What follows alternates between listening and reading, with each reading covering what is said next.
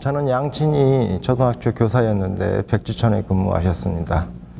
하루는 아버님이 태몽을 꾸는데 굉장히 별이 빛나는 그 꿈을 꾸셨대요. 그래서 별성자, 빛광자 이 태몽으로 이름을 지어 놓으셨답니다. 근데 백지천에 뭐 특별하게 산부인과가 없었고 첫 애가 출산되고 아직 꺼지지 않는 배 속에서 두 번째 제가 태어났답니다. 일랑성 쌍둥이가 된 거죠. 어머니는 그때 그런 태몽을 꾸셨답니다. 아주 맑은 개울을 황소를 끌고 건너시는데 콧뚜레에서 뚫린 줄이 굉장히 길었답니다. 그래서 그것을 통제하기가 좀 어려웠는데 갑자기 하늘에서 맑은 개울물을 보니까 만상의 구름들이 변하기 시작하더랍니다. 하늘에 진짜 쳐다보니까 변화무쌍한 구름들이 펼쳐지는데 하늘과 땅은 경계가 없어졌다고 그래요. 그래서 굉장히 그러면 우리가 조금은 어둡게 느낄 수도 있는데 어머님은 가장 아름다운 그 세계를 경험하신 거예요. 그래서 좀 아버님은 그때 가족 계획을 다 하셨는데 위에 형이 둘이 있었습니다. 근데 딸을 원했는데 아들 2명을 낳다 보니 좀 서운하셨던가 봐요. 그래서 어머님한테 그 얘기를 하셨답니다. 우의 것이니까 덤으로 얻은 자식이니까 당신이 이름을 지어서 그래서 저는 구름 운자가 됐습니다. 아마 특별한 경험이죠. 일반적인 경험은 아니죠. 제가 일랑성 쌍둥이로 태어나서 별성자가 된 우리 셋째 형은 저의 영원한 북성이 되어주시고 나 또한 그 도움을 통해서 북쪽으로 갈 수 있었습니다. 어렸을 때 저는 그림 그리기를 매우 좋아했던 것 같아요. 다락방에서 일요신문에 나온 칼라 명화를 보면서 즐겨 모사를 했었는데 한 번은 전대에 놀러를 한번 갔는데 그때 겨울이었습니다. 전대 농대에 연못이 하나 있었는데 거기서 무등산을 보니까 매우 아름답더라고요. 설경이. 그런데 그 어른들이 그래서 물감으로 뭘 그리는데 저한테는 그런 물감을 처음 본 거예요. 그래서 제가 썼던 거 수채화 물감, 포스터 칼라 이런 거였는데 어머니 어른들이 이런 그림을 그리는데 이게 어떤 겁니까? 라고 물어보니까 그래 네가 쓰는 수채화하고 포스터 칼라는 수성이라고 물을 타서 쓰지 않니? 근데 그분들은 기름을 타서 쓴단다. 너도 크면은 그런 것을 그리게 될 것이다 라고 얘기를 하셨는데 기름을 타면 유화물감이 되구나 어렸을 때 생각해가지고 얼른 그 창고에 뛰어들어가서 석유를 포스터 칼라에 탔던 기억이 납니다. 그 모습을 어머님이 지켜보시고 매우 흡족하셔가지고 구체적으로 이 재료의 성질을 말해주면서 스케치북하고 처음으로 수채화 물감을 사주시더라고요. 그 전에 저는 포스터 칼라밖에 없었거든요. 그래서 그림을 한 번씩 그걸로 더 좀 흥이 나서 그리다 보면은 어머님은 그것을 이웃 사람들한테 막 자랑하게 되고 그러더라고요. 아마 제가 처음으로 부모님한테 그다음에 또 세상에 나서 인정받은 것은 그림이지 않느냐. 웬거는 다른 형님들은 공부를 잘 하셨거든요. 근데 저는 특별한 재능이 없었는데 어머니 눈에는 그림이 이 애가 굉장히 가지고 있는 소질이구나 라고 하면서 처음으로 그런 인정 속에서 저는 아마 그림에 입문하게 됐지 않느냐. 제가 83학번입니다. 80년 5월 2일 8이 있었고 83년 전남대학교 캠퍼스는 상당히 그 분위기가 좋지 않았습니다. 대학생보다는 의경이 더 많았던 기억처럼 나는데 수업 받을 때마다 곳곳에 체류탄 냄새가 또 부분적인 산발적인 시위가 있었습니다. 그런 속에서 나름대로 공리적인 미술을 좀 그리려고 했죠. 그래서 뭐든지 이들에게 의해서 학교 분위기도 또 교수님도 학생들도 모두 다 구분이 되어 있었죠.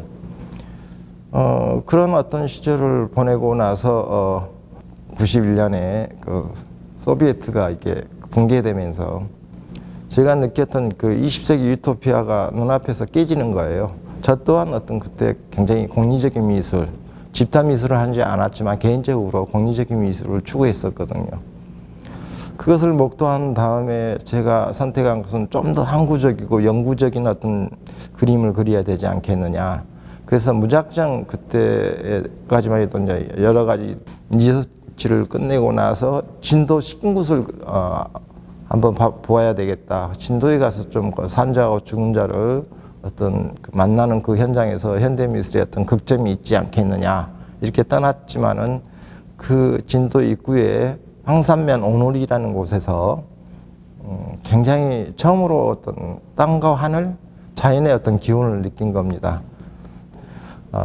아주 고요한 바다와 하늘, 그 경계가 정말 신비로울 정도로 아름다운 곳이었습니다.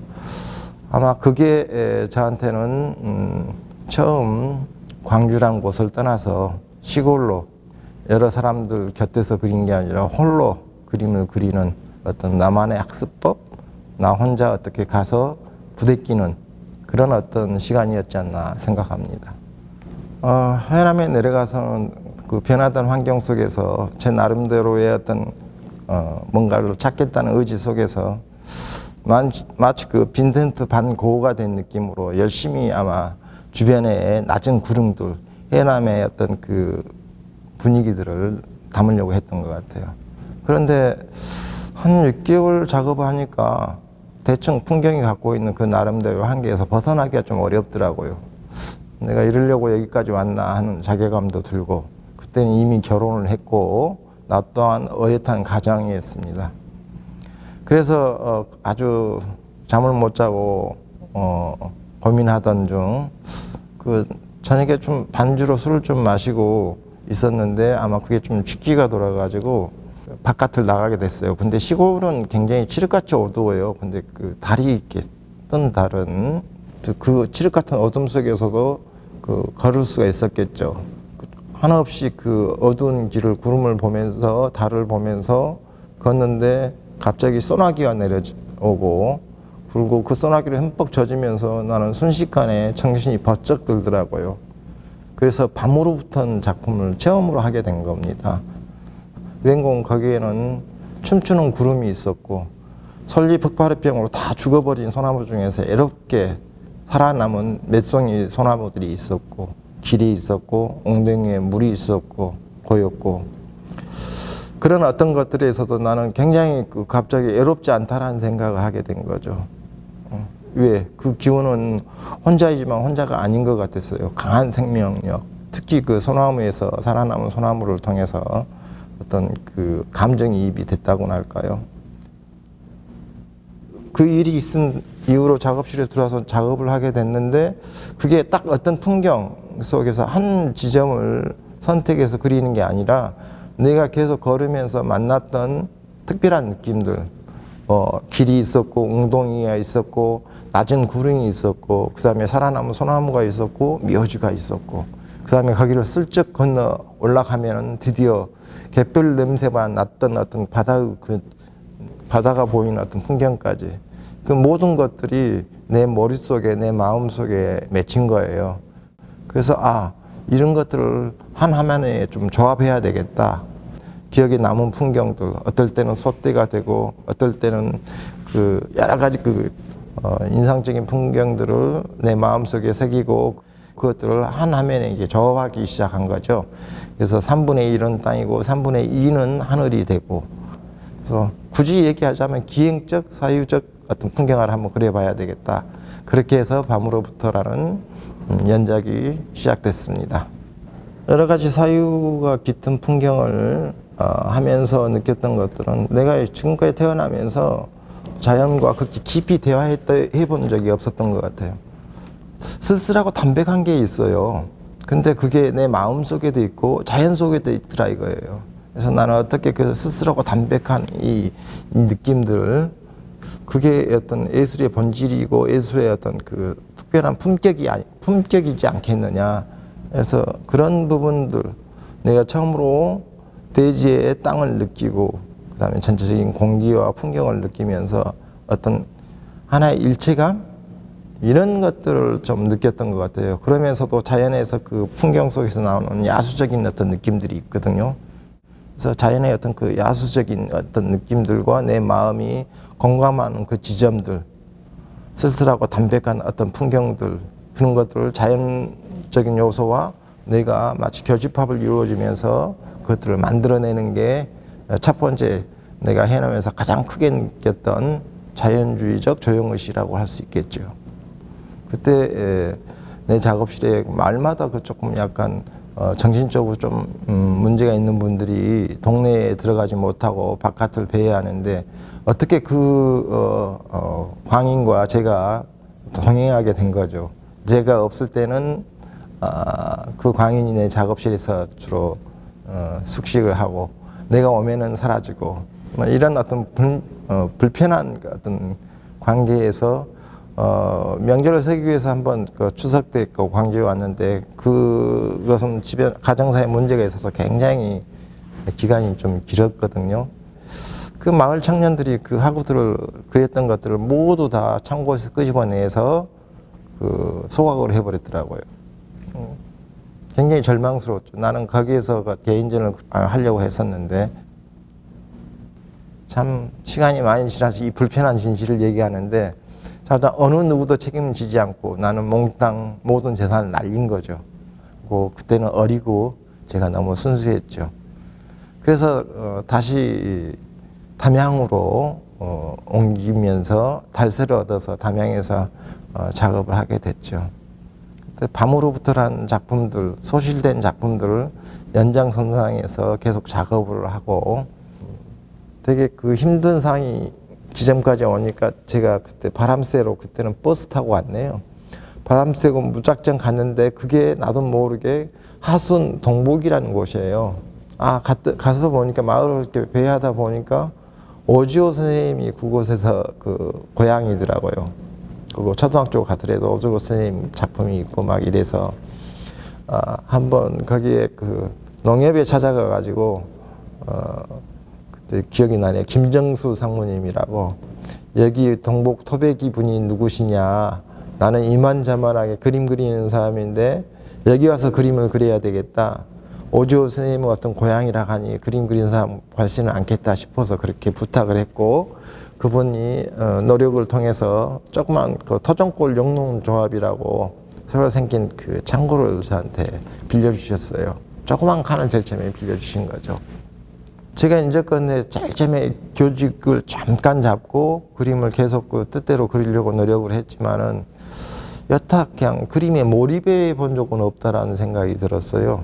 졸업하고 몇 년을 이렇게 5년을 슬쩍 지내면서 이렇게 내가 그 작업해서는 안 되겠다. 그 하방에 가서 거진 1000만에 가까운 하구를 외상으로 드렸어요. 이것만 하자. 예상해온 하구만 온전히 그리면 그리고 나서 내가 절필을 해도 인정을 내 자신에게 인정을 하겠다. 이런 생각이 들더라고요. 웬걸 내가 인제건에 제대로 그려본 적이 없고 마치 보슬비에 옷 젖는다라고 그냥 그 남들이 인정할 만큼 또 내 자신이 인정할 만큼 그런 상황에서 그냥 절망을 한 게 아니라 그냥 생활에 현실고에 그냥 그 보슬비에 그냥 냉기를 느끼면서 그냥 넘어진 겁니다.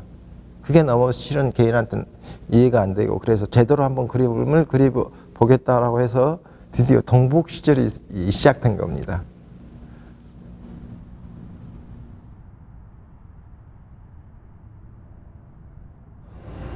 동복 시절은 저한테 약속땅 같았어요. 아주 짧은 시간에 동복에서 그런 어떤 내가 1년만 딱 작업하고 가야 되겠다 이런 생각을 하고 시작했는데 되게 그림에 집중을 많이 했던 시기 같아요. 하루 종일 작업실에 앉아서 날밤을 새면서 작업을 했는데 우연하게 기회가 빨리 오더라고요. 30대의 저한테는 굉장히 너무나 좋은 큰 기회였죠. 그래서 굉장히 그림에 더 집중하게 됐던 것 같아요. 막상 미술관 전시를 하면서부터 조금 더 내 그림은 변화를 좀 더 요구하게 됐죠, 스스로에게. 그래서 구름 그림을 제일 처음에 그리게 된 것은 동복 생활은 시골 생활이지 않습니까? 너무 무료하더라고요. 똑같은 풍경에 똑같은 나이 드신 어른들을 상대로 하다 보니까 굉장히 무료했습니다. 근데 이렇게 어느 날 그 창을 보니까 그 창 앞에 무수히 많은 구름들이 한 번도 똑같은 풍경은 없습니다. 계속 지나가는 거예요. 그래서 아마 그 무료함 속에서 저는 아주 그 구름을 발견하게 된 거죠. 구름을 자세히 관찰해 보니까 거기는 시간, 공간, 빛 이런 어떤 물리의 3대 요소이자 회화의 중요한 조형 3대 요소이거든요. 그래서 이거다 이런 생각이 들더라고요. 그래서 이게 이미 땅은 하나씩 없어지고 점점 전체가 구름으로 화면을 담게 됐습니다. 그 이후에 거기에 관심을 집중해서 그날의 어떤 온도라든지 그날의 어떤 그 날씨에 의해서 내가 많은 영향을 받는다고 생각하고, 특히나 그 해질녘에 저녁 노을을 이렇게 보면서 왠지 하루 종일 열심히 작업하다가 내 스스로에게 돌아오는 시간이다 이런 생각이 들더라고요. 그래서 그때 당시에 아마 제목이 순수 형태의 다시 내재주리라 그래가지고 자신으로 돌아온 그런 어떤 시간들을 구름면을 빗대어서 표현하기 시작했습니다. 내가 여기서 굉장히 많이 했던 것이 아마 산책이었던 것 같아요. 산책은 저한테 명상하게 하고, 그 다음에 자연과 어떤 교우하면서 나름대로 여러 가지 어떤 영감을 주더라고요. 그래서 자연에서 느꼈던 어떤 감정들, 어떤 광활함, 그다음 고요함, 그 속에서 내가 느껴지는 어떤 깨달음, 이런 것들이 구름을 비유해서 표현했던 것 같아요. 굉장히 바람과 햇살, 그 다음에 구름이 어우러지면서 굉장히 시적인 어떤 현상들이 일어나고, 나는 거기에 감정이입이 돼서 결국에는 어떤 그 자연과 내가 둘이 아니다 하나라는 어떤 동일감 같은 체험들을 하게 된 거죠. 구름이란 게 원래 형태가 있으면서도 없지 않습니까? 시작도 끝도 없이 계속 순환하는 거예요. 그런 어떤 것들이 마치 내 마음과 절묘하게 감정이입이 되면서 지금의 앞으로의 어떤 작업들에 대해서 끊임없이 갈 수 있는 어떤 동력이지 않느냐. 97년에 그 지역 작가로서 호남 작가 한 명과 영남 작가 한 명이 모여서 2인전을 하게 됐어요. 그것이 계기가 돼서 아마 98년에 내일의 작가전이라고 성공미술관에 개인전을 하게 됐습니다. 그리고 또 그것이 발탁이 된 게 짬지 스페이스라고 그래갖고 우리나라 최초로 레지던스를 하는 곳인데, 이기 작가로 암사동과 홍대 입구에서 1년 6개월 동안 또 작업하게 됐습니다. 그러면서 저는 현대미술을 좀 이렇게 경험하게 되죠. 2000년이 돼서 강주 비엔날레 3회 강주 비엔날레가 열렸습니다.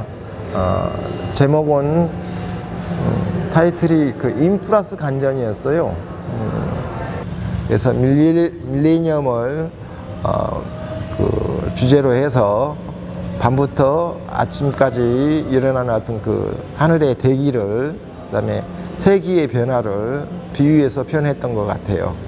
이제 그 이후 그 부분들이 또 여러 가지 좋은 전시와 연결되면서 아마 모리미술관까지 가게 됐지 않느냐.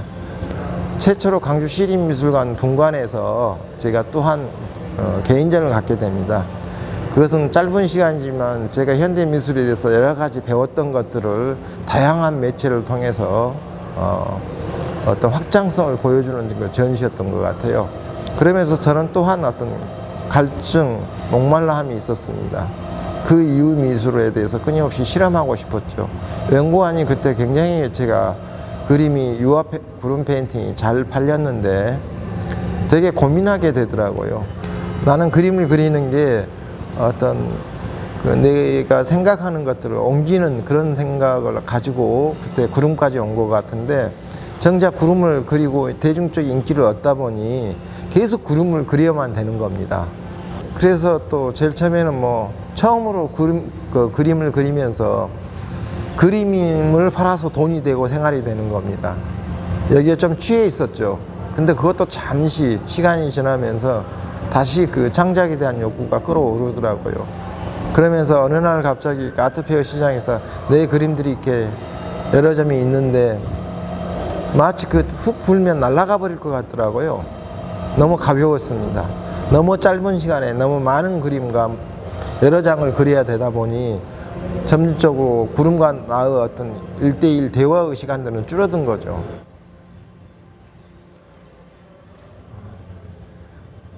다시 나다운 모습으로 좀 돌아가자. 아마 그래서 2005년을 기점으로 다시 하순 동북으로 돌아와서 내 나름대로 참 막막하고 불안하지만은 내 자신을 믿고 한번 그것들을 더듬어 가보자. 계속 창작을 하자. 이런 어떤 마음가짐으로 여러 가지 형태의 작업들이 지속이 됐습니다.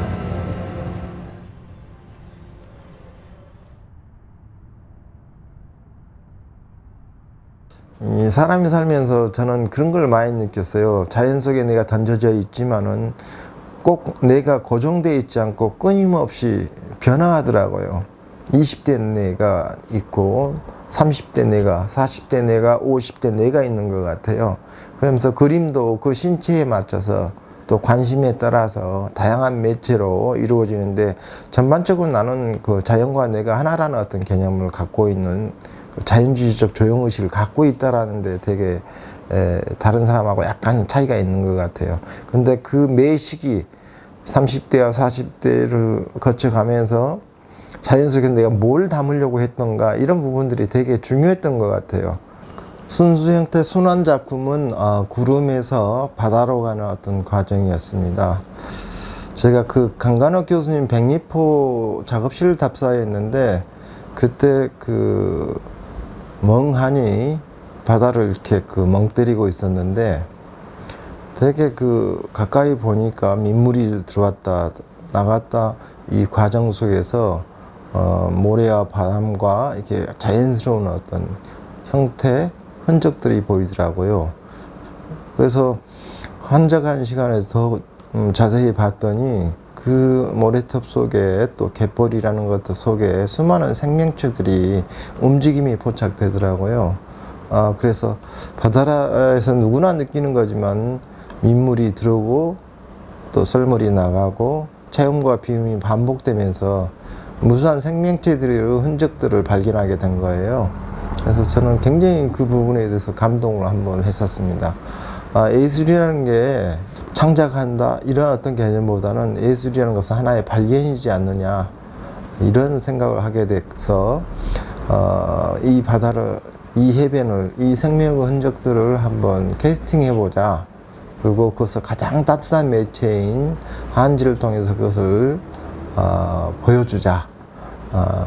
이런 생각을 가지고 작업에 들어갔었는데, 제가 회화를 전공하다 보니까 되게 조각하는 사람이 아니어서 그런지 의욕만 앞서고, 또 작품에서 민물과 썰물 그 차이의 그 빈 시간을 이용해서 바다를 6m 30에 4m 20 정도 캐스팅한다는 것은 굉장히 어려운 일이었어요.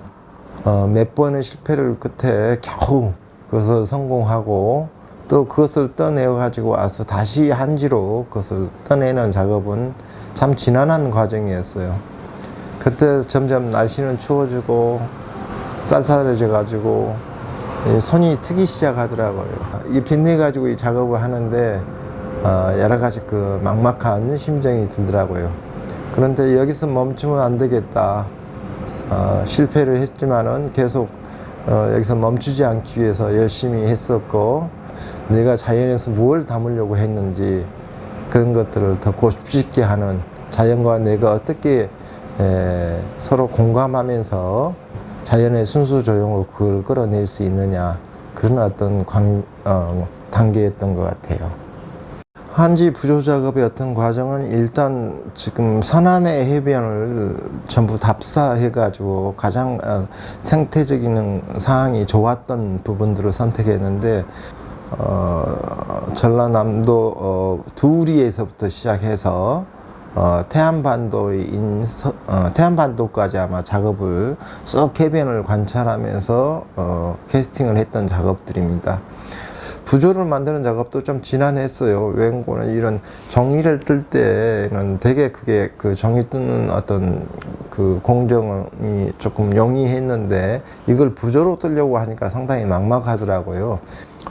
특수한 틀을 만들고 그것을 떠냈던 것 같습니다. 그래서 이것은 어떤 한지가 이렇게 물이 빠지면서 섞고 갖고 오는 삼투압 현상에 의해서 이게 형태를 하나씩 만들어가는, 그러면서 완전히 수분이 빠지면서 약간 압력을 주면서 그 자연의 어떤 순수한 어떤 바다가 만들어내는 해변의 어떤 순수한 어떤 형태를 떠내는 결과적으로 그런 작업들입니다. 그리고 그것들을 다시 세팅하게 되는 어떤 그런 과정이에요.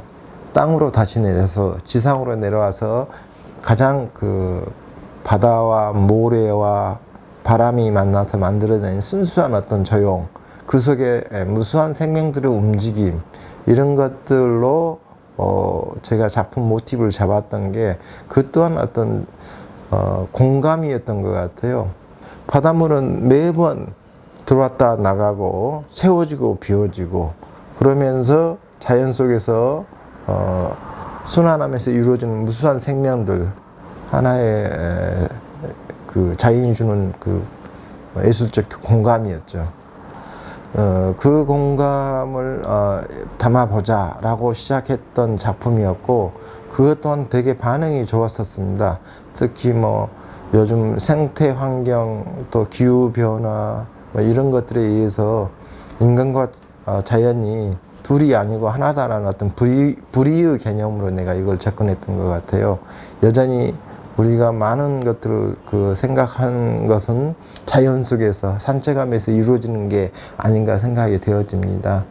옛날에 특별전에서 깊은 산중의 소를 일타전에서 방향을 일으켰고, 그 이후 2005년 금남로 분관에서 개인전을 할 때, 그 다음에 영음미술관에서 전시를 할 때, 대형 전시를 할 때 하늘과 바다라는 어떤 두 가지 테마를 이루는 작품이었습니다. 처음으로 디지털 카메라가 보편화되면서 또 저렴한 값에 OD가 굉장히 성능이 좀 좋았습니다. 그래서 제가 회화 작가지만은 이 카메라를 이용해서 작업을 만들 수 있겠다. 그래서 나의 일상, 자연과 대화하는 내용들을 어떻게 담을까 하다가 트라이포드로 담장 앞에서 카메라를 설치한 다음에 그 벽하고 나하고 대화하는 내용들입니다. 봄에 아주 무성한 녹색으로 뒤덮여있던 담쟁이 넝쿨이 어느 날 겨울에 보니까 아주 말린 아주 여러 가지 선으로 이렇게 보이면서 담쟁이의 특유의 강한 생명력, 벽에 붙으면서 유리에 성장하는 그런 선들이 보이기 시작하더라고요. 무수한 선들이 이렇게 얽혀 있는 겁니다. 그래서 저는 일일이 그것을 하나씩 떼기 시작했죠. 마치 흔적만 남는데 거기에 오랫동안 시골에서도 페인트 칠을 했더라고요. 그 페인트가 시간 속에서 비바람에 의해서 씻기고 벗기고 해갖고 약간의 어떤 환경이 생기는 겁니다. 근데 그 얼룩이 저한테는 마치 구름같이 보이더라고요. 뭐에 관심이 있는 사람들은 또 그 흔적까지 그런 의미를 부여하게 되는데, 그런 어떤 일유전적인 요소들을 카메라에 일단 담고 혼자 작업실로 들어가서 이 덜어낸 이 줄기를 어떻게 활용할까 라고 하다가 병풍을 만들어야 되겠다 생각을 한 거예요. 그래서 병풍을 한지를 하나씩 발라서 나름대로 조형적으로 병풍을 만든 다음에 거기다가 이제 놓는다는 개념으로서 그 줄기들을 하나씩 놓은 겁니다. 마치 놓다 보니까 그게 매화 줄기 같더라고요. 그 다음에 그 말린 매화들, 책갈피에 있는 말린 매화들을 좀 붙이고 있다 보니까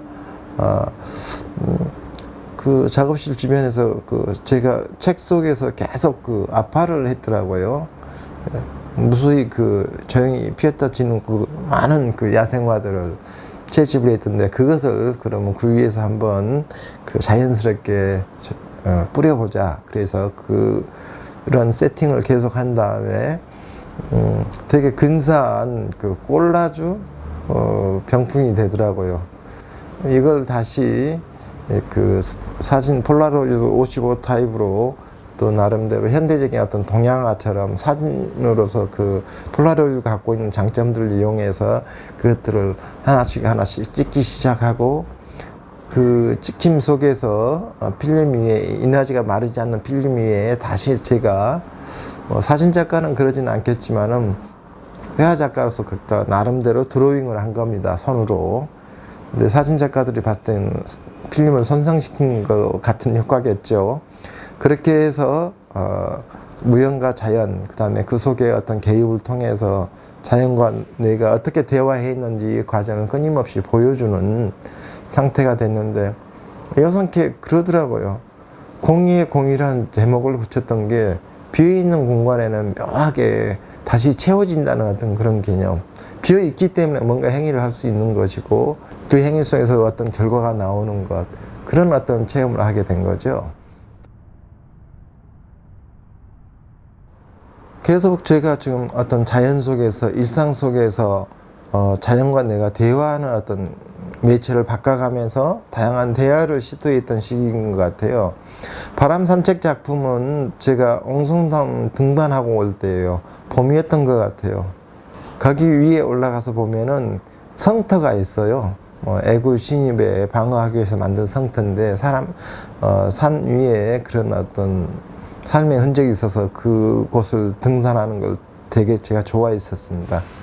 어찌됐든 거기를 등산하고 내려오는데, 제가 그때 그 본네트 위에 꽃이, 그 벚꽃들이 막 떨어지는 겁니다. 그리고 또 바람이 불면 씩 날아가고 또 떨어지고, 참 시골 생활 여유로운 거겠죠.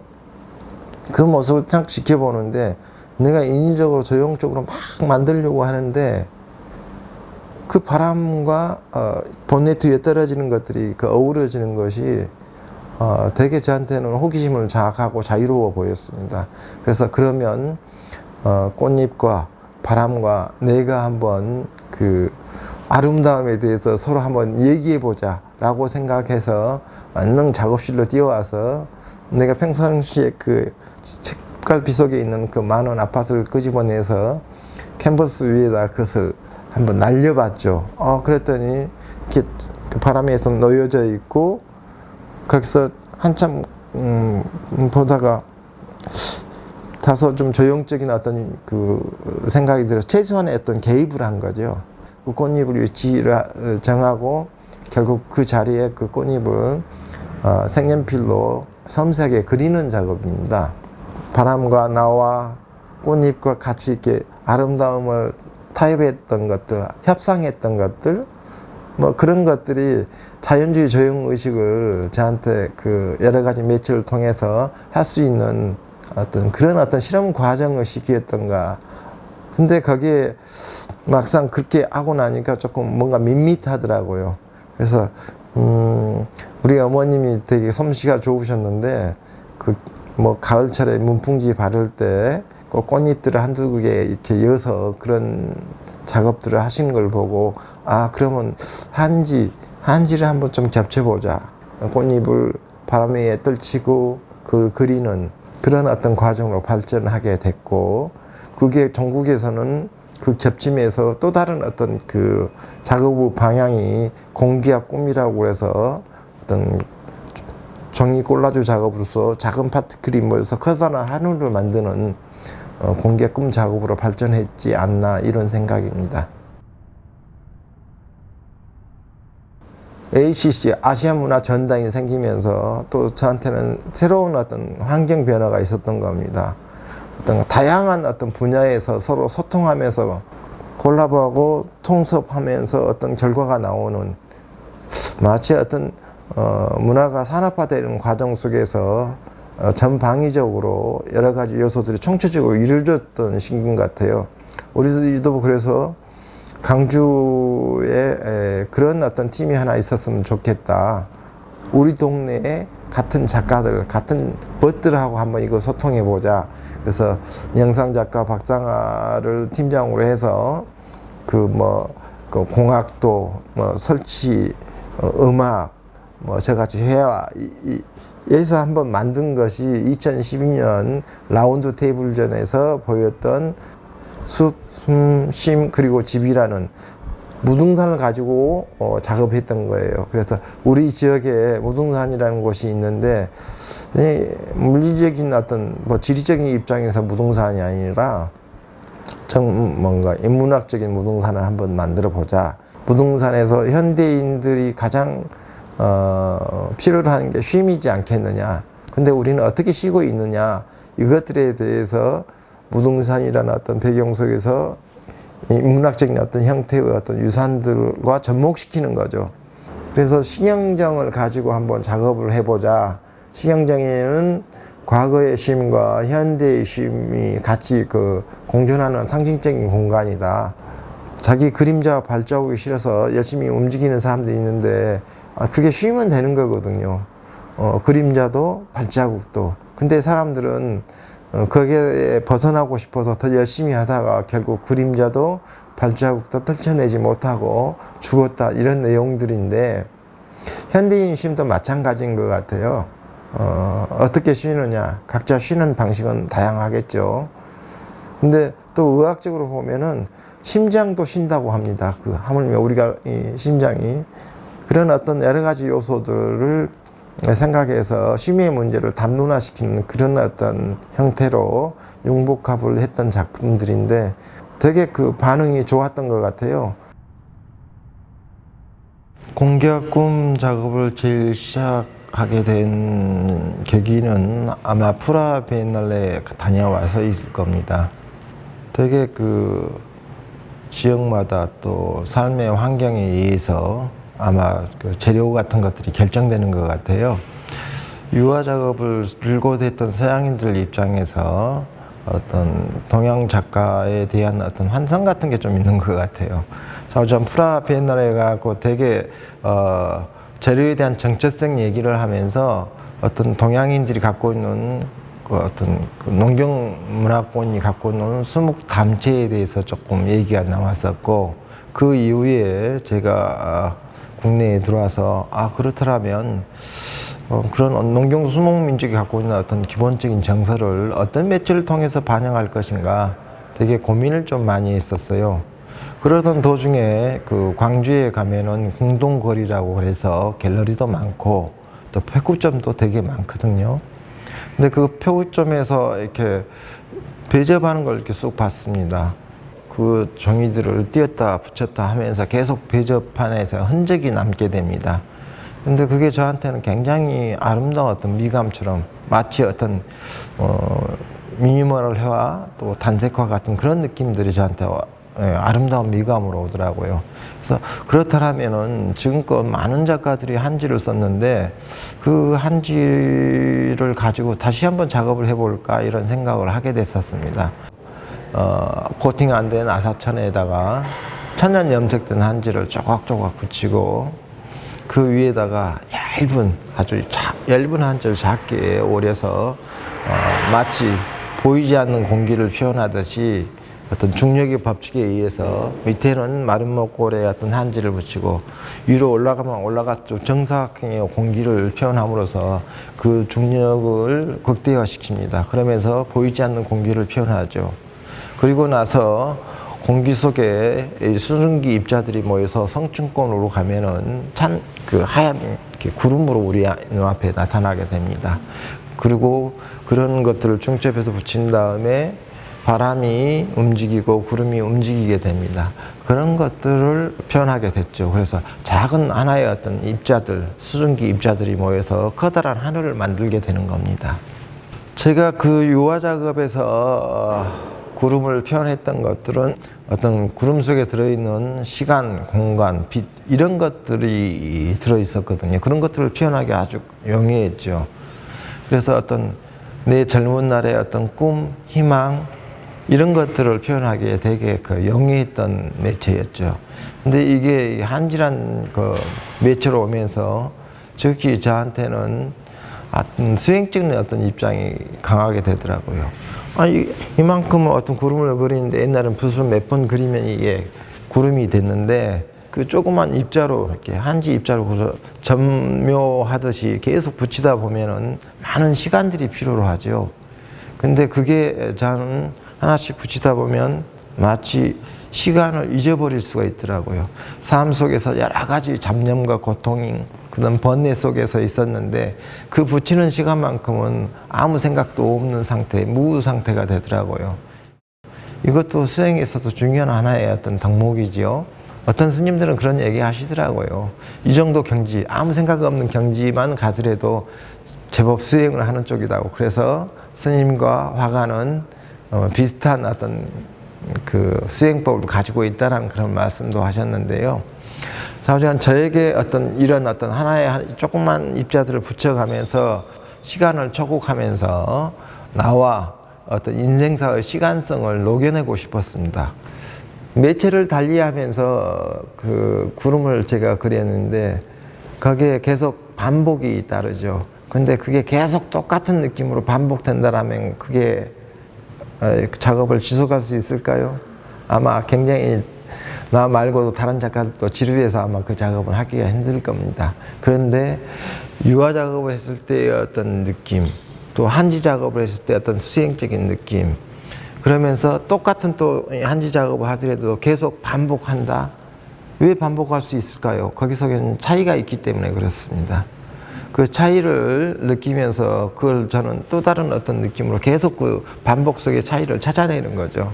매 하루하루가 의미 있는 것은 반복된 일상 속에서도 자기를 찾아가는 어떤 지점이 있기 때문에 그게 가능하리라고 생각합니다. 보이지 않는 공기라고 이렇게 사람들은 얘기하지만 나는 굉장히 그 공기가 직접적이에요. 제가 어렸을 때 유년 때 고향에 대한 어떤 공기가 있거든요. 눈에 보이지는 않습니다. 그렇지만 또 내가 군대 생활을 했을 때 어떤 분단의 공기를 느꼈거든요. IMF 때는요, 경제적인 공기를 느꼈고, 5.18 때는 민주화 공기를 느꼈고, 월드컵 때는 또 얼마나 우리가 행복한 공기를 느꼈습니까? 최근 들어 코로나 공기까지. 우리는 개인과 또 개인의 서사, 그리고 그것이 역사가 되는 순간에 끊임없이 그런 공기들을 느낍니다. 근데 그 공기가 존재하지만 보이지 않지 않습니까? 그런 공기를 어떤 대상에 비유해서 표현할 수 있는 겁니다. 자, 바람이 붑니다. 바람은 어떻게 우리가 인식할 수 있을까요?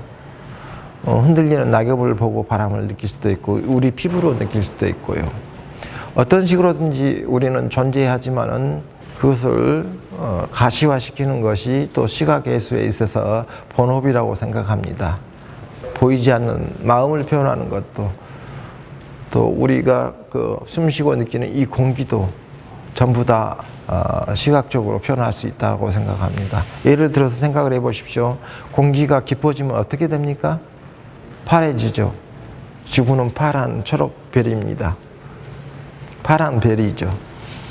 그래서 그런 보이지 않는 거라고 단정 짓는 게 아니라 존재하지만 우리가 의식을 못할 뿐이지 조금만 그것을 의식하다 보면은 우리 오감으로 다 느낄 수 있습니다.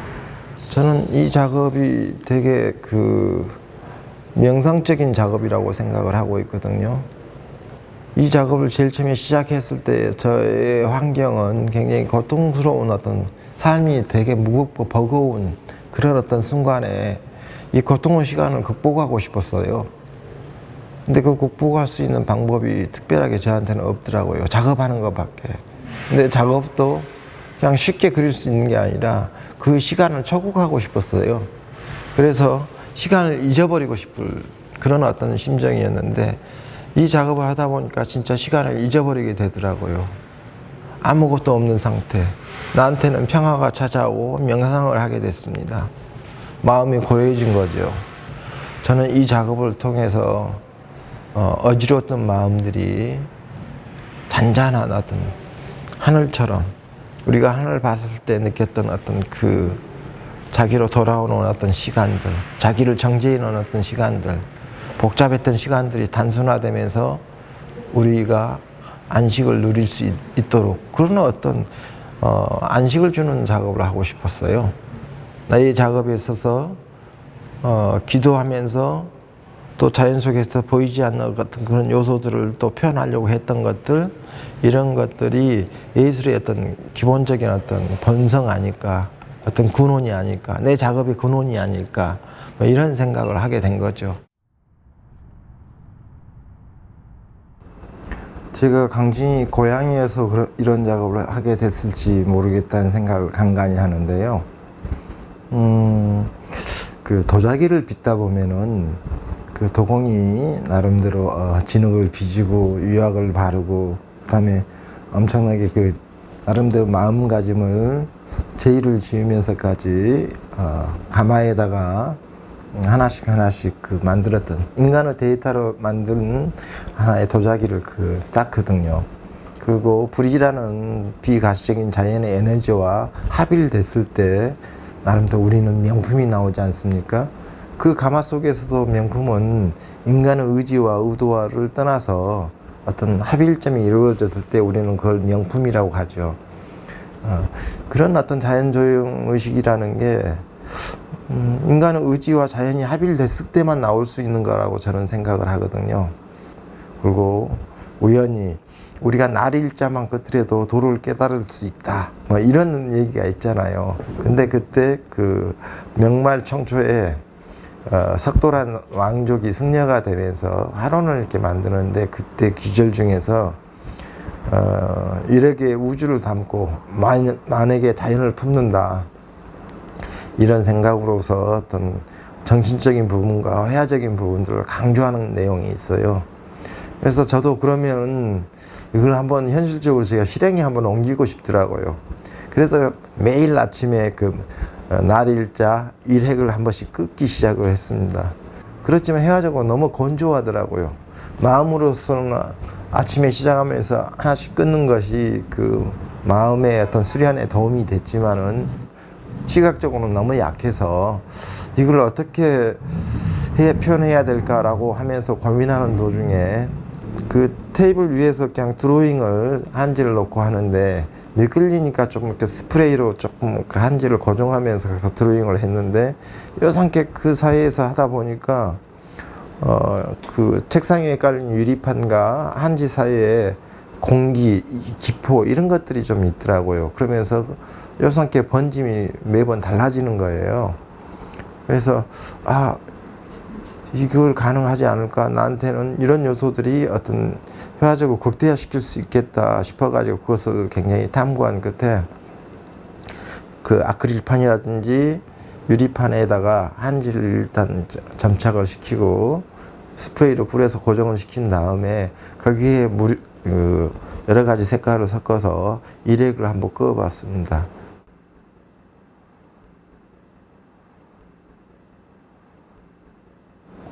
우리가 일상 속에 있는 어떤 그날의 어떤 그 공간의 어떤 공기들이 이렇게 흔적이 남게 되면서 이 번짐이 이루어지는 거예요. 근데 그걸 반복하다 보니까 다 다른 겁니다. 그래서 저는 계속 그 아주 단순한 어떤 행위인데 그것을 좀 더 집중적으로 이렇게 작업하다 보니까 그날의 온도라든지 습도라든지 그 다음에 나의 어떤 끊는 어떤 신체적인 어떤 기운에 따라서 속도에 따라서 다양한 형태의 어떤 그 물방울의 맺힘과 공기방울의 맺힘과 또 이 번짐의 상태가 다양하게 나오는 겁니다. 그래서 처음으로 그때 번뜩 나게 떠오르는 게 내가 원하는 회화성도 얻을 수 있지만은 매 그 보이지 않았던, 근데 내가 살고 있는 이 공간 안에서도 보이지 않지만 존재하는 어떤 그 자연의 에너지를 시각적으로 보여줄 수 있겠다, 이런 생각이 든 거죠. 그냥 어떤 행위 속에서 자연의 비가시적인 에너지, 자연의 에너지를 드러내게 된 거죠. 그래서 나는 무리를 긋다 작품이 저 개인적으로 또 제 제용적으로 본다라면 처음으로 자연에서 벗어난 어떤 본질적인 보이지 않는 존재를 드러낼 수 있겠다. 그리고 그런 것들이 자연스럽게 아마 그 이후 작업을 예견하지 않았느냐, 이런 생각을 합니다. 아마 무리를 긋다 이 작품이 본격적으로 연작을 시작하면서 처음 선보였던 게 프라하 비엔날레입니다. 자연스럽게 하나의 일획을 가지고 내가 보이려고 했던 어떤 상태, 자연주의적 어떤 조형의식이라는 게 내 나름대로 내 의지와 그 다음에 어떤 자연의 어떤 그 보이지 않는 요소에 의해서 합일된 지점이 무리를 긋다라는 조형을 만들었다, 이렇게 생각이 되어져 가지고 프라하 비엔날레 그것을 보이면서 이걸 점진적으로 내 일상감화 또 접목됐던 것 같아요. 제 집사람과 사별을 하고 나서 아마 아무것도 할 수가 없더라고요. 0이라는 숫자를 제일 처음에 생각했죠. 왠지 그때 1.1점을 조그만 한 4, 5 정도 되는데 종이에다 가볍게 이렇게 1점을 끊는 그런 일상을 보내면서 매번 그 자연 요소와 내가 변하는 날씨와 내 마음 상태가 접목되면서 추상적인 마음의 일기, 그림의 일기 이런 게 되지 않을까 그런 생각을 하고 또 그러면서 지금의 어떤 그 어려움, 사별에서 오는 어떤 그 슬픔을 나름대로 조금 그래도 그림 그리는 사람이니까 좀 승화시키고 싶다 이런 생각에서 3년상을 이걸로 한번 그어보자 이런 생각을 하게 된 겁니다. 그래서 매일 아침 꾸준히 일획을 그었죠. 그리고 거기에 마음에 든 작품을 한 점씩 뽑아서 3년 동안 이 작업을 했는데 생각보다는 상당히 이걸 3년 동안 한다는 게 쉽지가 않았습니다. 어찌됐든지 1095점은 0이라는 숫자, 그 다음에 그 1점을 끄을 때 번짐이 꼭 0 같은 느낌이 들더라고요.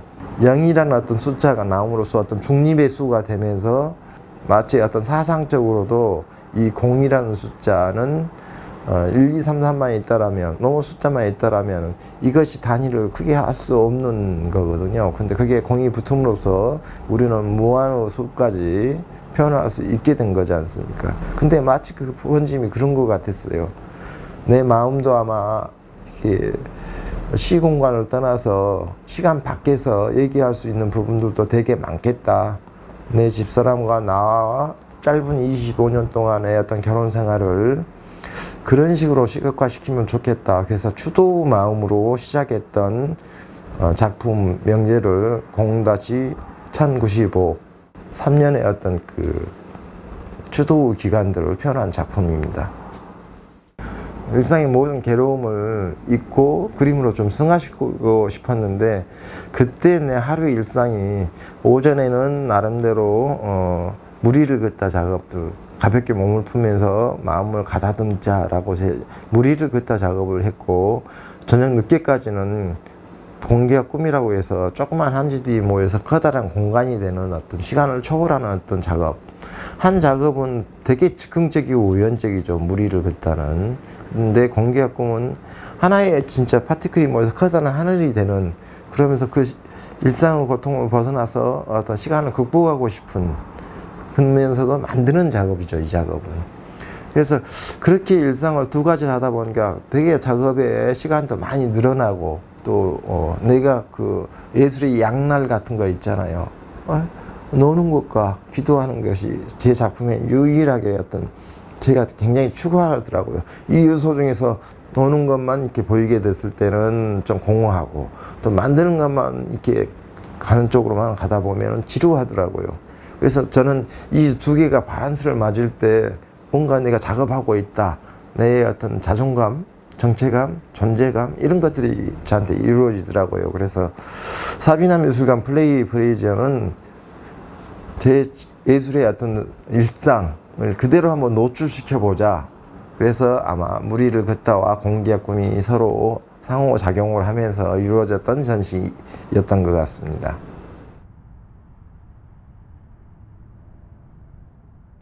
제가 처음으로 그때 남북 정상들이 만나서 어떤 화해 모드로 그 DMZ 안에 있는 GP를 서로 평화적인 어떤 상징으로 철거하기로 하고 양쪽에서 10군데 철거를 한 걸로 합니다. 그래서 그 철거된 어떤 현장을 답사해서 상징적인 의미를 그림으로 조금 승화해야 되겠다. 그래서 DMZ라는 전시 기획에 제가 참여하게 됐습니다. 그때가 1월 달이었던 것 같아요. 찬바람은 불고 저는 이미 36년 전에 GOP 근무를 제가 철제 근무를 했었습니다. 그때 어떤 기억과 추억, 그다음에 그런 잔상들이 많이 남아있는 상태에서 더더욱이나 1월 달에 거기를 초에 이렇게 방문하면서 만감이 교차하더라고요. 예, 철책이 널브러져 있는 철조망을 하나 기념 삼아 가지고 와야 되겠다 싶어가지고 땅 속에 반틈 묻어 있는 철조각을 하나 이렇게 주우려고 하는데 이게 마치 조금 반틈 얼어가지고 그래서 있는지 제가 여기 상체에 그 도로코 날처럼 생긴 그 철조망에 약간 뱄습니다. 좀 약간 통증이 있었는데 그게 강원도 인제 고성을 거쳐서 서울로 와서 다시 강주로 내려오는 긴 시간 동안에 뼈상게 이게 아리기 시작하더라고요. 아리면서 과거의 내 기억 속의 상처와 이렇게 오버랩되는 어떤 느낌을 느꼈습니다. 아마 그게 계기가 돼서 그 이후에 철책 단상이라든지 바람 소리 그리고 흔적, 그 뭐 머무 시간, 기억된 미래 이런 연작들이 계속 나오게 됐습니다. 칠흑같이 어두운 밤에 간간히 보름만에 찾아오는 그 달이었습니다. 그 달이 뜰 때 아마 초소에서 근무하면서 굉장히 그 나름대로 어떤 감정적인 교감을 했던 것 같아요. 이 적막한 어떤 철책 사이로 숲 사이로 간간히 노루로 나타나지만 그 달빛에 많은 것들이 이렇게 드러나면서 이 분단의 현실을 기억하고 있다 이런 생각이 들었고, 또 한 가지는 바람 소리예요. 제가 86년도에 1월에 그쪽에 그 군대 입대해 가지고 추운 이른 봄에 철책에 근무하게 됐는데, 계속 거기서 좀 대남 방송, 대북 방송이 막 크게 울리고 그러다 갑자기 멈추면 정적이 흐릅니다. 그 정적 속에서 이상한 소리가 들리는 거예요.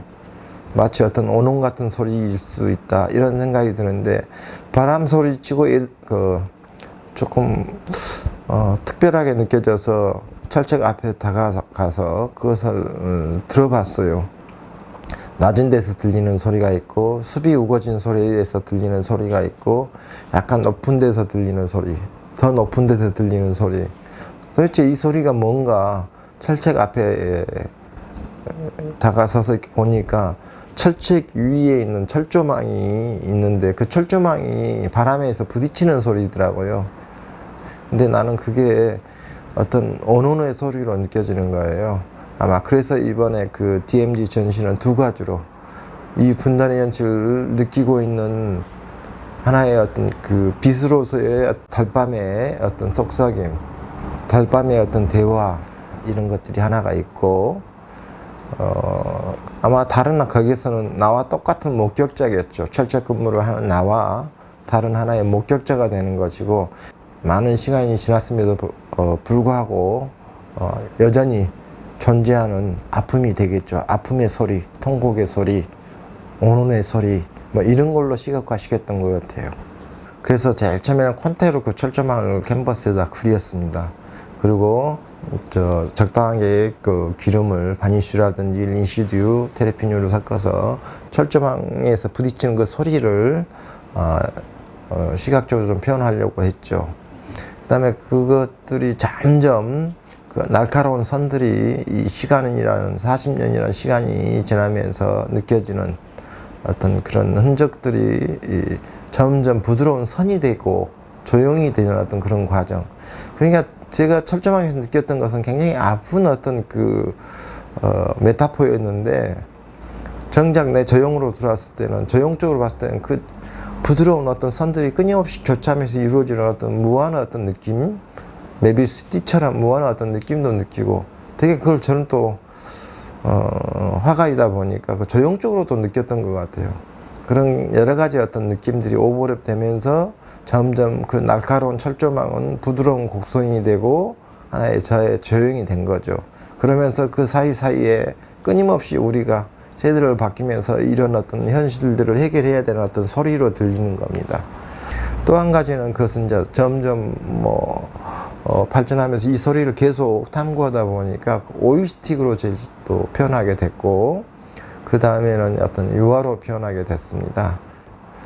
또 유화를 또 표현하다 보니까 그것을 철조망을 이렇게 스크래치 기법으로 그리게 됐고, 그냥 스르시 드러나는 어떤 철조망의 어떤 느낌들이 교차하는 것들, 그런 느낌들을 그릴까 또 이렇게 긁어낼까라고 생각했을 때 저는 마치 밤을 긁어내듯이 스크래치 기법을 선택한 겁니다. 그래서 아마 그게 가장 철조망이 주는 나의 어떤 느낌이다라고 생각을 하고, 철조망에서 시작해서 그 철조망이 바람이 되고 흔적이 되는 어떤 과정들, 어떤 분단에 대한 아픔, 또 개인적인 아픔이 요상하게 그때 또 오버랩이 되더라고요. 그래서 그때 아마 아내의 일기로 불현듯이 찾게 됐는데, 그때 제가 사랑하는 사람들이 되게 그 사랑하는 방법이 다르거든요. 서로 사랑을 했지만은 표현법이 달라서 오해했던 어떤 부분들, 거기에서 오는 어떤 아쉬움과 또 거기에서 못해줌에 대한 상처, 뭐 이런 개인적인 상처를 고백하듯이 썼습니다. 그래서 제일 처음에는 아내의 어떤 일기를 필사하게 되고, 거기에 대한 어떤 내 마음을 남편의 일기라고 그래가지고 같이 오버랩해서 작품을 했었어요. 근데 그게 굉장히 저 개인적으로는 조금 많이 아프더라고요. 그래서 그걸 좀 중단했고, 그 이후에 다시 이 철책 작업을 쑥 조형적으로 풀어나가는 과정 속에서 긁어내고 다시 덮고, 긁어내고 덮고. 철책은 하나의 상처의 메타포였고, 어쨌든 우리 피부에서도 상처가 나오고 살살이 돋는 그런 느낌, 그런 미묘한 어떤 체험을 하게 됐고, 아마 이게 근간이 돼서 본격적으로 내 기억 속에 있는 상처들을 끌어내기 시작했던 것 같아요. 그래서 그때도 아마 우리가 상처 그러면 누구나 생각하는 상처가 여러 종류가 있겠죠. 일반적인 상처가 있고 반려기억, 이렇게 두 가지로 구분을 했는데, 일반 상처는 앨범 같은 거고 추억 같은 것이고 내가 언제든지 필요하면 꺼내줄 수 있는 것들이고, 반려기억 같은 경우는 오히려 정말 내가 좀 망각하고 싶은 것들, 피하고 싶은 어떤 그런 기억들을 있다 보니까 그런 것들이 아무래도 내 무의식 내면에 있다가 줄곧 나를 지켜보다가 어느 날 갑자기 내 일상에 뛰어들곤 하는데, 특히나 그런 어떤 내가 망각하고 싶고 피하고 싶었던 기억을 이번 작업을 통해서 한번 마주해보자, 이런 생각을 하게 된 거죠. 상처 치유라는 부산 신세계 갤러리에서 처음 전시를 했었고, 그것이 자연스럽게 아트스페이스 3, 서울에 있는 아트스페이스 3에서 바람소리 그리고 흔적이라는 어떤 전시로 이어지게 됐죠. 그때 아트스페이스 3에서 되게 내가 관심을 둔 것은 어떤 감정이입이었어요. 그러다 보니까 캠퍼스는 내 피부고, 피부 위에 이렇게 상처를 내는 것들은, 그 스크래치 기법은 내 상처라고 생각을 했거든요. 그리고 그 상처 위에 어떤 색깔을 덧댄다, 이런 것은 어떤 나한테는 굉장히 치유의 개념, 색이 주는 어떤 치유의 그런 어떤 데 포인트를 맞췄던 것 같아요. 그래서 아트스페이스 3은 그런 것들이 여러 가지 내 개인적인 어떤 피부, 감정, 그 다음에 자연의 어떤 바람 소리, 그 다음에 어떤 철책의 메타포, 뭐 여러 가지가 같이 혼합되면서 조형적으로 그것을 제일 처음으로 어떤 내 상처를 치유하는, 시각적으로 치유하는 어떤 조형적인 프로세스로 나온 것 같아요. 제가 이렇게 살아오면서 끊임없이 어떻게 이렇게 변화하는 것 같아요. 화가들도 나는 그렇게 생각합니다. 각자의 어떤 타고난 천성이 있는데, 뭐 그렇게 우리의 우스갯소리로 재능이 있는 사람은 그 재능을 팔고 살고, 새로운 어떤 그 창작의 욕구가 강한 사람들은 그 창작의 욕구를 끊임없이 추구하면서 한다라고 생각하는데, 어렵게 얘기할 필요 없을 것 같아요. 저는 내가 20대, 30대, 40대, 50대 각각의 어떤 똑같은 책을 읽더라도 그것을 보고 느끼고 생각하는 것은 좀 달라지는 것 같아요. 마치 우리가 밑줄 긋는 것이 달라지듯이 생각이 달라지고, 이것은 인간의 마음과 그 다음에 내 신체의 변화가 아마 맞물리지 않느냐. 그래서 똑같은 어떤 풍경을 보고도 여러 가지 다양한 내용이 나올 수 있다라고 생각을 합니다. 끊임없이 다람쥐 쳇바퀴 돌듯이 일상이 계속 반복된다고 생각하십시오. 한다라면 우리는 굉장히 지루할 겁니다. 근데 그 속에서 우리는 꿈꾸고 또 바라는 어떤 소망하는 바가 있기 때문에 거기서 차이를 발견하게 되는 거죠. 그래서 그런 차이들이 발견함으로써 우리는 인생을 부정적인 요소보다는 긍정하게 되는 거죠. 그 긍정이 우리를 이 삶 속에서 구원하지 않느냐. 더더욱이나 예술이 그 부분에 있어서 되게 큰 역할을 하리라고 저는 생각을 합니다. 그래서 작업을 하면서 매번 저는 그 나이에 맞춰서 아마 변해왔던 것 같아요. 내 몸에, 내 마음에 내가 일상을 살면서 그 차이를 찾고자 하는 어떤 그런 부분들이 나를 탐색하게 만들었던 것 같아요. 이제 조금 더 적극적으로 이제껏 내 삶의 모든 어떤 문제들, 내가 말 못했던 어떤 사연들, 이런 것들로 자연스럽게 옮겨지게 됐고, 그 마음을 어떻게 표현할까 되게 고민을 했죠. 근데 되게 어렵더라고요. 그래서 그것들을 쓰고, 언어로 쓰고, 어떤 색으로 그것을 보완한다, 이런 개념으로 가지게 되니까 되게 편안해지더라고요. 아마 이게 또 본격적으로 이제 그 마음 산책을 하게 된 어떤 계기는 아마 우울증이었을 거예요.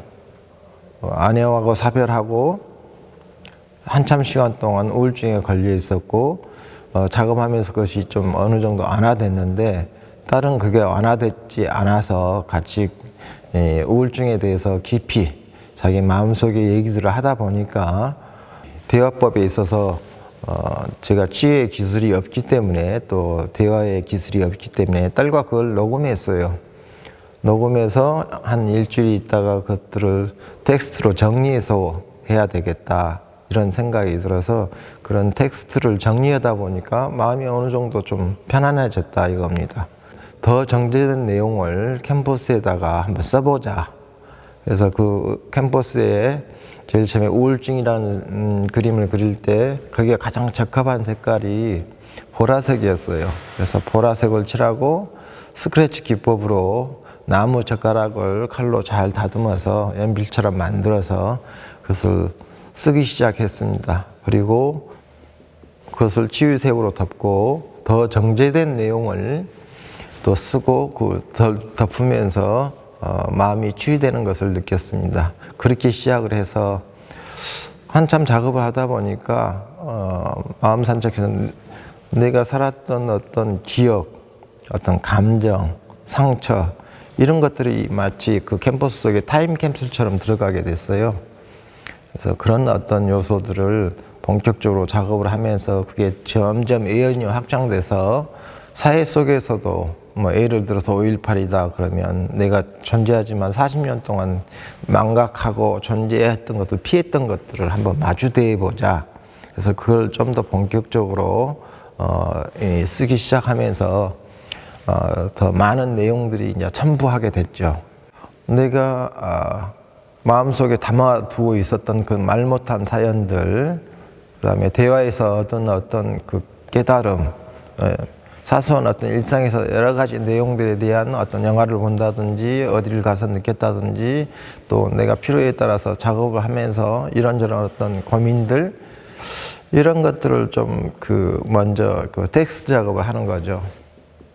그 텍스트 작업을 마치면은 거기에 가장 상징적으로 맞는 색깔을 선택합니다. 그 다음에 이게 어느 정도 마르면은 그것 위에 그 내용에 대한 어떤 것을 치유한다는 개념으로 덧칠을 하고, 그게 어느 정도 좀 마르면 다시 좀 더 정제된 내용들을 각자 써기 시작합니다. 뭐 작문하는 것하고 좀 비슷할 수도 있어요. 제일 처음에 A4 10장을 썼다가 5장으로 축약하고 또 한 장으로 축약하면서 마음이 조금 더 명료해진다고 할까요? 그런 정제된 내용을 쓰면서 결국에는 거기에 써진 글씨들이 반복을 통해서 아마 가독성이 좀 없어져요. 그러면서 어떤 삶의 질감만 남게 되죠. 그러면서 어떤 마음이 되게 객관적으로, 굉장히 아팠던 상처가 굉장히 객관화되면서 지금의 나로 돌아오는 어떤 그런 체험을 하게 됐거든요. 그것을 보는 일반 대중들도 마찬가지인 것 같아요. 누구나 말 못할 어떤 사연들이 있을 것이다. 이런 것들이 나만이 그런 게 아니라 주위 사람들도 그럴 것이라는 어떤 객관화 속에서 이 그림을 보는 사람들도 그런 것들에 대한 자기 상처를 어떻게 해서든지 자기 표현으로, 자기 방법으로 그것을 치유하기를 바라는 거죠. 전시하면서 그런 걸 많이 느꼈어요. 어떤 사람들이 이렇게 내 작품을 보고 울고 막 그러더란 말이에요. 그래서 바깥에 나가 있는데 그분들이 다시 제가 작가인 줄 알고 찾아와서 그런 얘기를 하더라고요. 자기들도 말 못한 사항이 있는데, 사정들이 있는데, 이 그림을 보면서 그런 것들이 굉장히 좀 카타르시스를 느꼈다. 저는 선생님 그런 걸 읽을 때 글을 쓰면서 그냥 막 낙서를 하면서 깜지가 되도록 낙서를 하면서 어떤 자기가 치유되는 어떤 그런 체험을 했다. 그래서 누구나 그런 것들을 말 못하는 어떤 그런 사연들을 치유하는 방법이 있구나. 관람객하고 공감대를 이루었던 그런 어떤 것들은 또 그림 그리는 사람으로서 좀 보람을 느끼게 만들더라고요. 시각적 촉감이라는 것은 그리고 그것을 색으로 덧입히다 보니까 어떤 마티엘이 생기잖아요. 그것은 눈으로 이렇게 봤을 때는 굉장히 우둘투둘한 어떤 마티엘이 되는 거죠. 그 마티엘에서는 우리가 보면은 시각적으로 그것을 일단 내 캔버스를 봤을 때 색으로 보이겠고, 그 다음에 어떤 그 마티리에 의해서 촉각을 느낍니다. 눈으로 만진다는 표현이 오히려 더 낫겠죠. 눈으로 또 만지게 되죠. 그래서 시각과 촉각이 같이 만나게 되는 어떤 지점이거든요. 이것을 공감각적으로 극대화시킨 게 제 표현어법입니다. 예술이란 무엇일까요? 제가 마음과 하늘을 그리는 이유는 제 자신을 더 사랑하는 방법을 찾기 위해서입니다. 화가에게 있어서 재능이 무엇일까 항상 고민을 하거든요. 그런데 그것은 곧 제 자신을 믿는 것입니다. 지금까지 제가 어떤 재료나 기법, 내용이나 형식에 있어서 다양한 방법을 사용했지만은 거기에서 관통하는 맥은 구도적 회화입니다.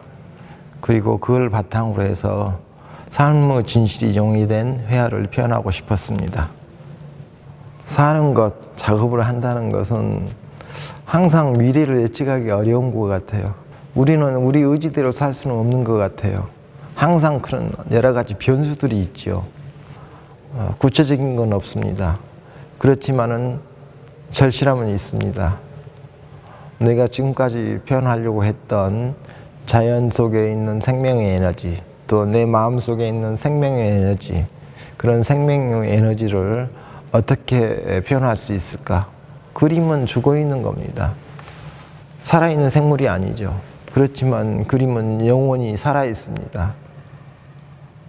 아마 작가가 굉장히 좀 일반 사람들하고 다른 이유는 우리가 삶 속에서 잠시 한정적인 삶을 살다 가지만은 영혼이 살아있는 명화를 만들고자 하는 그런 강렬한 욕구 때문에 그게 존재하지 않은가. 제 인생에 있어서 살아있는 그런 어떤 내용의 어떤 작품들을 남기고자 합니다.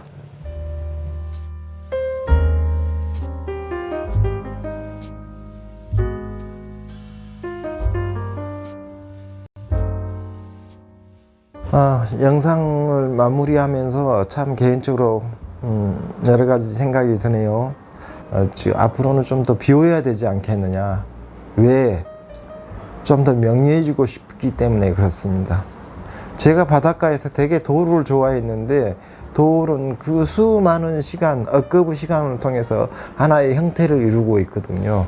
근데 나는 거기 돌을 보면은 군더더기가 하나도 없는 것 같아요. 정말 진실로 내가 추구하는 게 뭔지 마치 하나의 돌멩이처럼 명료해지고 싶어요. 그게 뭘까요? 앞으로 고민해 보겠습니다.